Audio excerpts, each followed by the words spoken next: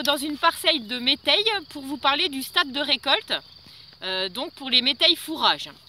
Il y a deux choses qu'il faut tenir en compte pour décider du stade de récolte. C'est d'abord les animaux qui vont être destinataires de ce fourrage. Est-ce que c'est des animaux à besoin élevé ou à besoin plutôt faible ou modéré? Et deuxième critère, il faut tenir compte de la composition du métail à l'heure actuelle et non pas au moment du semis, c'est vraiment au moment où on veut récolter. Donc on regarde la proportion entre les graminées et les légumineuses. Deux choses qu'il faut regarder pour décider du stade de récolte. Déjà, à quels animaux le fourrage va être destiné.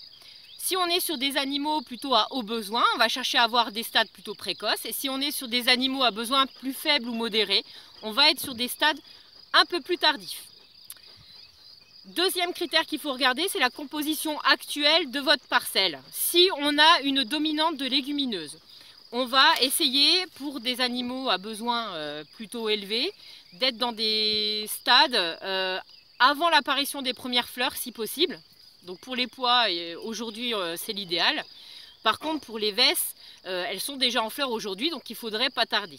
Voilà. Si on est sur une parcelle à dominante de graminées, alors le stade se situera entre premier nœud et début épiaison. Donc là on est en train d'avoir l'épiaison dans cette parcelle. Il ne faut pas tarder non plus si on est sur un fourrage plutôt précoce pour des animaux à besoin assez élevé.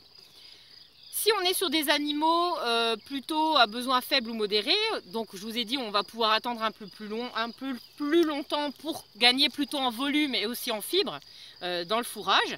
Et donc là on pourra attendre l'apparition des premières gousses pour les légumineuses. Et pour les graminées, si on a dominante de graminées, là on va être sur de l'apparition, épiaison, pleine épiaison, grain laiteux pâteux. Voilà, à peu près la fourchette de stade pour pouvoir y aller. Ici, on est sur un métail d'automne qui a été semé deuxième quinzaine d'octobre en triticale pois. La représentation du triticale est plutôt limitée cette année, le pois est plutôt pas mal, mais en volume, on est clairement sur moitié moins par rapport à l'année dernière. Voilà, donc si on regarde les graminées, il y a différentes précocités. Aujourd'hui, en triticale, on est à début épiaison. À savoir que les secs seront plus précoces que les triticales et qui sont eux-mêmes plus précoces que l'avoine.